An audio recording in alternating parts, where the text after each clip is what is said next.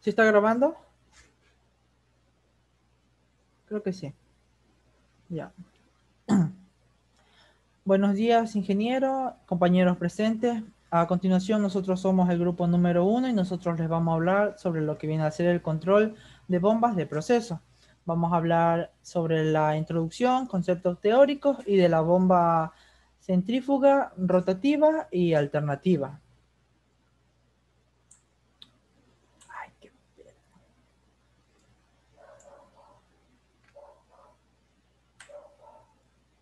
Como primer punto tenemos aquí lo que es la introducción. Para el transporte de fluido es necesario disponer de una cantidad de energía para vencer la diferencia de presión, altura o velocidad entre lo que viene a ser el origen y el final del transporte. Un elemento muy usado es lo que viene a ser la bomba, que es lo que tenemos aquí. Estas bombas pueden ser dinámicas, en las cuales se añade energía de forma continua para lo que viene a ser el aumento de velocidad del fluido. También puede ser de desplazamiento positivo, en la cual que en cada rotación se añade energía a un determinado volumen de fluido. De ahí pasamos a lo que vienen a ser los conceptos teóricos. Hay conceptos básicos que deben recordarse para el entendimiento de lo que a continuación vamos a hablar, que viene a ser las bombas. Entre los conceptos tenemos lo que es la presión de vapor como primer punto, el teorema de Bernoulli, altura de elevación, cavitación y altura neta positiva en aspiración, también conocido como NPSH. Tenemos aquí lo que es la presión de vapor.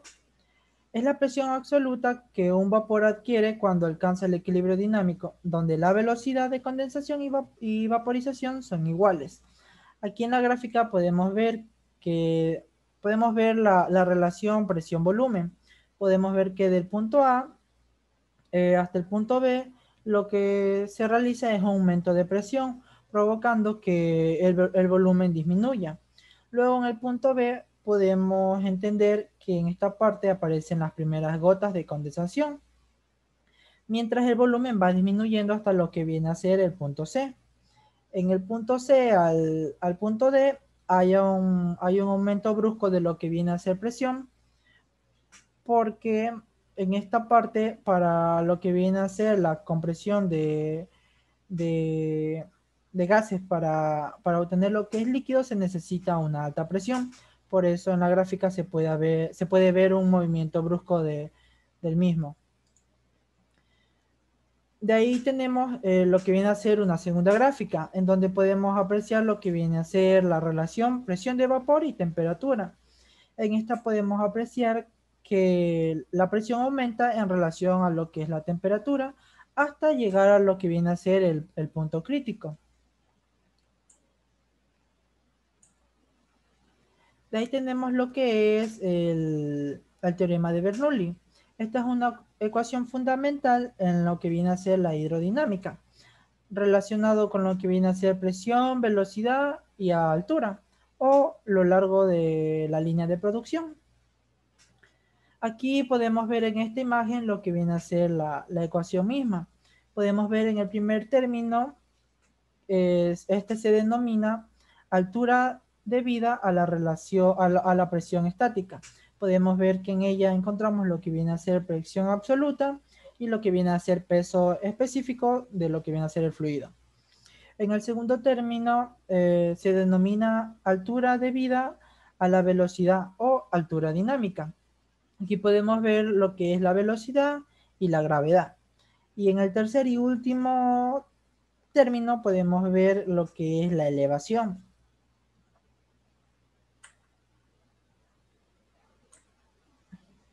Ya. Ahora tenemos lo que es altura de elevación. Esta es la energía por unidad de peso de fluido con respecto a la línea de referencia, utilizada generalmente para representar la altura de una columna estática de líquido que produce la presión del fluido sobre un punto. Según el teorema de Bernoulli, se aplican tres clases de energía, que son las que podemos ver a continuación. Tenemos la primera, que es la altura potencial. Es el trabajo por kilogramo que efectúa el fluido al caer desde una cierta elevación hasta la referencia. Y abajo podemos ver lo que viene a ser su ecuación. De ahí tenemos el segundo, que es altura de presión estática. La altura a la que el líquido puede ser elevado por una presión determinada. Que abajo tenemos su respectiva ecuación también. Y como tercero tenemos la altura de velocidad, que es la distancia vertical desde la que un líquido debería caer para adquirir lo que viene a ser la velocidad. Y tenemos aquí su respectiva ecuación también.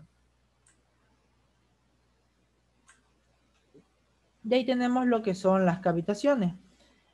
La cavitación la vemos cuando la presión absoluta en algún lugar correspondiente a la aspiración desciende por debajo de la presión de vapor. Para la temperatura local existente, se forman burbujas de vapor o cavitaciones que son arrastradas por el líquido. Estas burbujas se forman al elevar la presión a través de la bomba.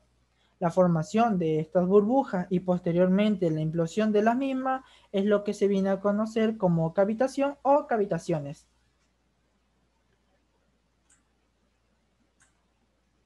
De ahí tenemos lo que es la altura neta positiva en aspiración, también conocido como NPSH.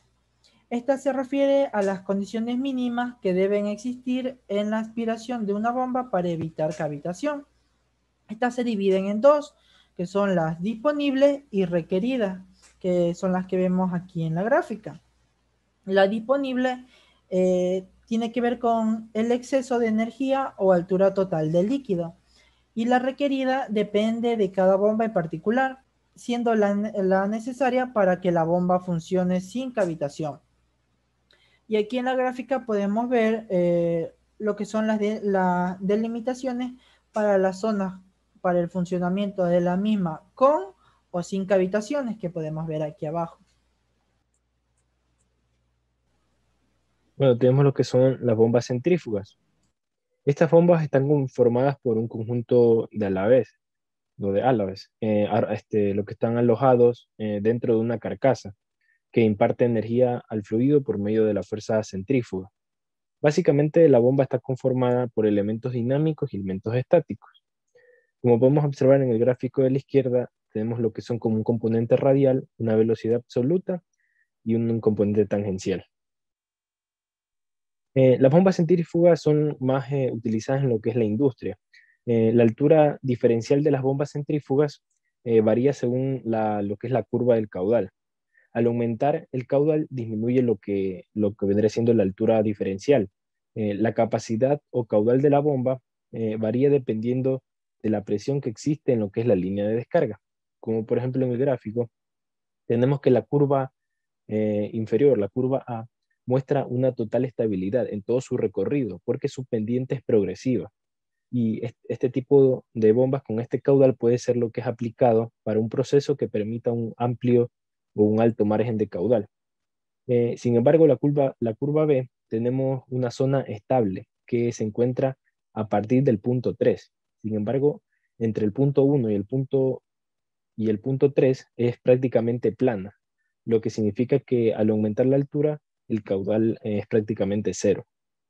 La curva C entre sus puntos 1 y 2 es totalmente inestable debido a lo que es la diferencia de caudal para una misma altura. Sin embargo, desde el punto 2 en adelante se podría considerar estable ya que su pendiente es progresiva.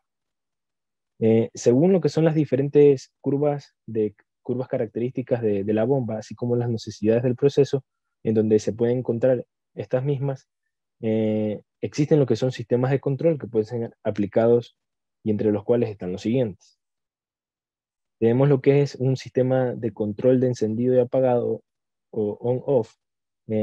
La figura muestra lo que vendría siendo un sistema de control de nivel o recipiente, la primera figura.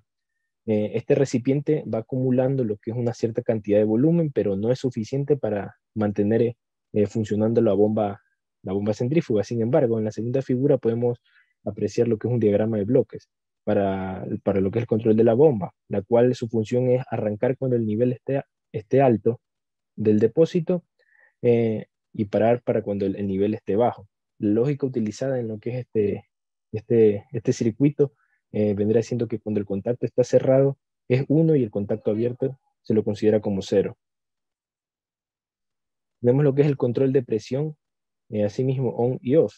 La figura, o sea, la figura que podemos apreciar está conformada por lo que es dos bombas en paralelo de un proceso, que en ciertos casos estas dos bombas se las utiliza, una para cuando la presión disminuye en la línea de descarga, o también una de estas sufre avería, ya sea de la bomba principal, o, o también se le utilizan estas dos bombas cuando un proceso en común requiere lo que es un alto caudal. Se muestra lo que también es un circuito simplificado en esta configuración, donde se puede observar también que está conformado por un prestostato, que acciona cuando la presión disminuye por debajo de un cierto valor.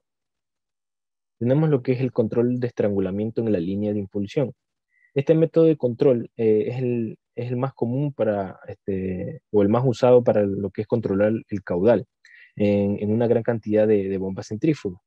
Este método consiste en que estrangulando el paso, el paso se desplaza en un punto de operación, de forma que este reduce el caudal, que claro que existiría lo que es la posibilidad de que pierda rendimiento la bomba. Bueno, como se puede apreciar en la primera figura, la aplicación de una válvula después de la salida de la bomba antes de la descarga de líquido. Observando lo que es la segunda figura, se puede apreciar lo que es el aumento del caudal.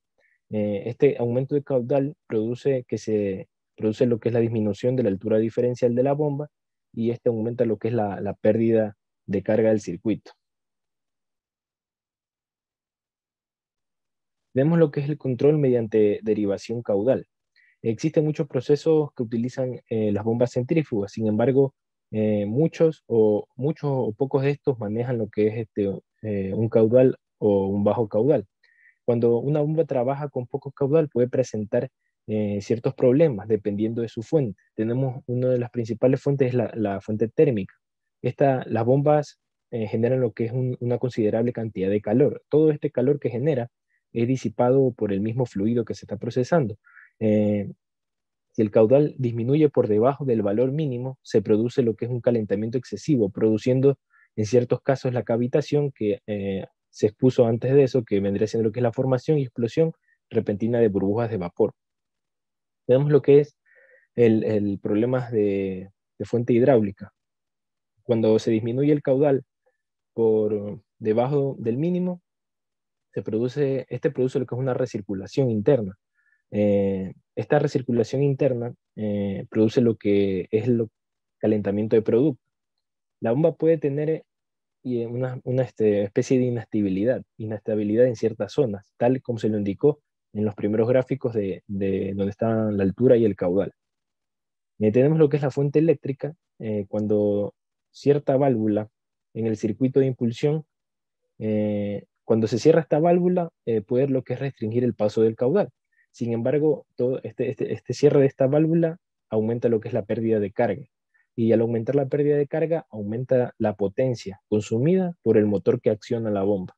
Para evitar todos estos problemas, se recomienda que el caudal sea superior al valor mínimo. Este valor mínimo lo establece el fabricante, o es suministrado por el fabricante. Tenemos lo que es el control de la velocidad por giro. Este sistema de control carga se utiliza lo que es para minimizar el consumo de energía o disminuir lo que es el caudal. Como se ha visto anteriormente, el sistema de estrangulamiento produce lo que es un aumento en la potencia necesaria cuando se implementa lo que son las válvulas.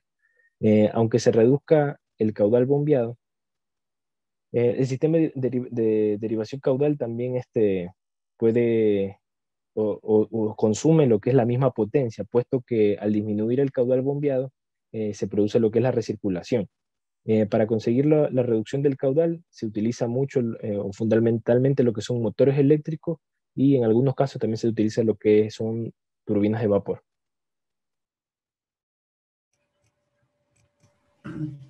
Bombas rotativas. Las bombas rotativas pertenecen al grupo de desplazamiento positivo. En las rotaciones se atrapa un volumen fijo de líquido y se desplaza hasta la línea de descarga cuando gira el eje de la bomba. La salida del líquido siempre va a ser continua, aunque oscilante. Como se puede ver en la figura de la curva característica de las bombas de desplazamiento positivo, el caudal permanece prácticamente constante para cualquier presión de descarga. Por esta razón es necesario instalar válvulas de seguridad en la línea de descarga, puesto que la presión aumentará mientras exista energía disponible en el motor o turbina que acciona la bomba.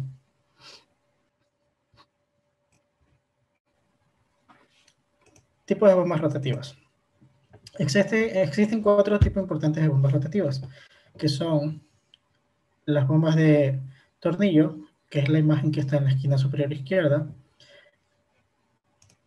la bomba de engranes, que está a la derecha, en la parte de izquierda de abajo está la bomba de ruedas ovales, y en la parte inferior derecha está la bombas de paletas. Sistemas de control de las bombas rotativas. Los sistemas que podemos aplicar en las bombas rotativas son la válvula de seguridad, que en esta las bombas rotativas deben estar provistas de válvula de seguridad en la línea de impulsión para proteger la bomba de una excesiva presión. También tenemos el control on-off, el cual funciona de la misma manera que en las bombas centrífugas, para marcar un nivel o una elevación o pérdida de presión. También tenemos el control de la velocidad de giro, que de igual manera que las bombas centrífugas pueden modificar, las bombas rotativas pueden modificar su capacidad de bombeo variando la velocidad de la turbina o del motor utilizado para mover la bomba. Aunque lo normal es que se utilicen elementos de velocidad constante. También tenemos control mediante derivación de caudal, que trabaja de manera parecida a las bombas centrífugas. Bombas alternativas. Estas pertenecen al grupo también de desplazamiento positivo. Atrapan un volumen fijo de líquido y lo desplazan hacia una línea de descarga en cada uno de los recorridos del pistón.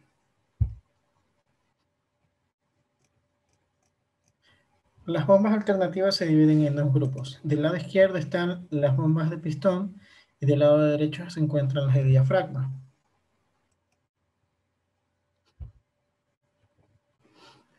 Los sistemas de control que podemos aplicar en estas bombas alternativas son el control on-off, que al igual que las bombas centrífugas y las bombas rotativas, sirve para, se activan a un determinado nivel o a una determinada presión. Y esto sirve para controlar los mismos. Control de velocidad de giro. En este control las bombas alternativas pueden modificar su capacidad de bombeo variando la velocidad del motor o turbina utilizado para mover la bomba. También tenemos el control mediante derivación del caudal, que funciona de la misma manera que las bombas centrífugas. Tenemos el control de longitud de carrera, que se utiliza cuando se trata de bombas de pequeño caudal, generalmente utilizadas como dosificadoras de aditivos a las corrientes de proceso.